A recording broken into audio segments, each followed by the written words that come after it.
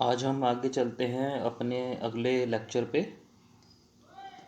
अगर किसी का मूलांक भाग्यांक 1 या 8 या 8 या 1 या किसी की डेट ऑफ बर्थ 18 आ जाए तो ये सूर्य और शनि का सिम्टम्स आ गया। इसमें सन और सैटर्न शनि के लक्षण आ जाएंगे। तो जब ये दोनों मिलते हैं तो पिता पुत्र में देखो दूरी तो रहेगी। पिता पुत्र में मानसिक दूरी हो सकती है, वैचारिक दूरी हो सकती है, या फिजिकली वो एक दूसरे से दूर रहते हो। अगर हम किसी ऐसे व्यक्ति को देखते हैं जिसका ये कॉम्बिनेशंस हैं तो हम उनको अपने पिता से दूर रहने की ही सलाह देते हैं। इसमें या तो व्यक्ति अपनी किचन दूर कर सकता है,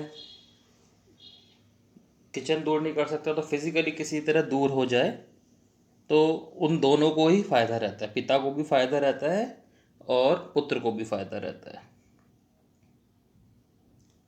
ठीक है। और अगर ऐसा नहीं है, साथ में रहते हैं, तो आप देखिएगा कि दोनों में मतभेद भी रहेंगे और फाइनेंशियल इश्यूज भी आ सकते हैं। ठीक है ना। अब इस कॉम्बिनेशंस की वजह से व्यक्ति की मैरिड लाइफ खराब रहने के चांस बनते हैं। जब भी ऐसा कॉम्बिनेशन बने तो जो वीनस है वो अपने खराब फल देने शुरू कर देगा।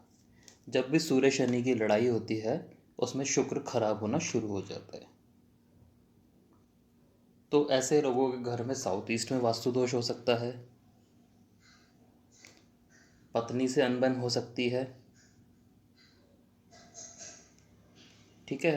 पत्नी के ऊपर गुस्सा ज़्यादा निकाल सकते हैं, ऐसा इनके साथ होता है।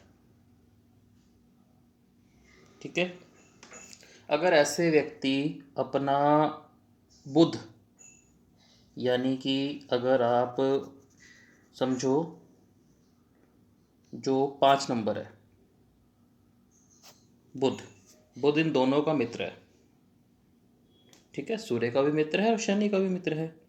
तो व्यक्ति अगर अपनी बहन बुआ से अच्छी बना के रखता है, घर में बहन बुआ का आना जाना है और उनसे अच्छी बनती है, घर का जो नॉर्थ हिस्सा है जो बुध का माना जाता है, अगर वो सही रखे तो जो 18 नंबर या 1 और 8 का कॉम्बिनेशन को बुरा माना जाता है उसके बिल्कुल भी बुरे प्रभाव नहीं मिलते। अगर ऐसा व्यक्ति अपनी जबान वाणी जो कि बुध की होती है उसको अच्छे से प्रयोग करना सीख जाए तो ये अंक सबसे ज़्यादा नॉलेज वाला बनता है,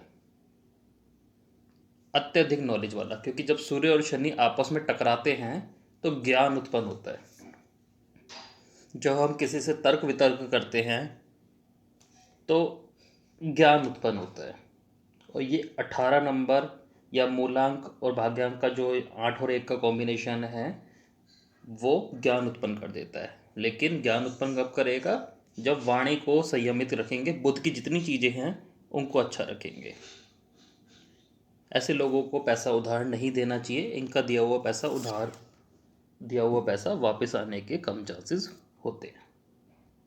तो ये चीज़ें हमें इस नंबर की याद रखनी चाहिए।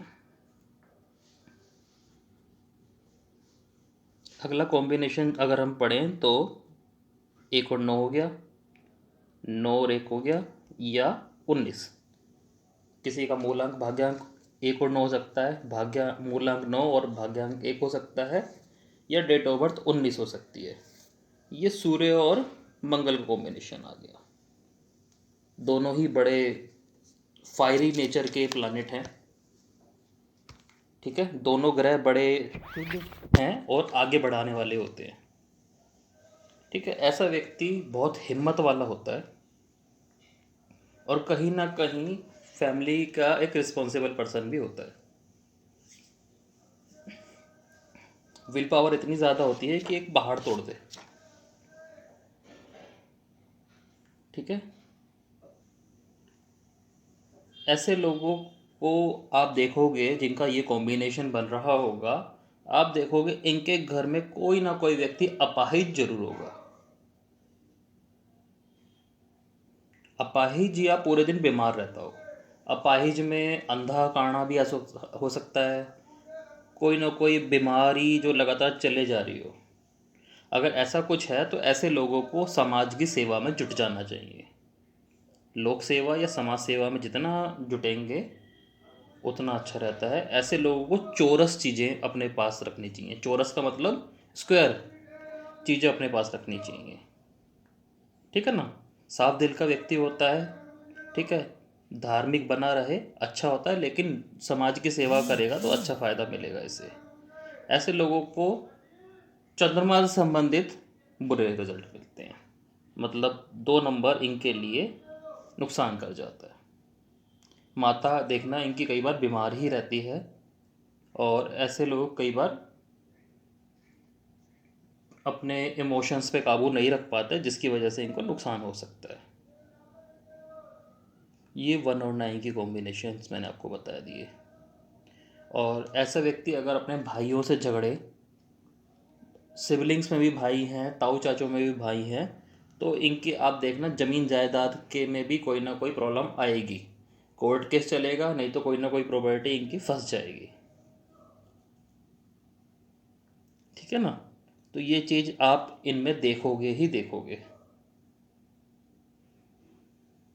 अगर ऐसा व्यक्ति अपनी ज़बान गंदी करता है इमोशंस में आके, तो आप एक चीज़ और नोटिस कर सकते हो कि उसे कहीं ना कहीं अपमान सहना पड़ जाएगा।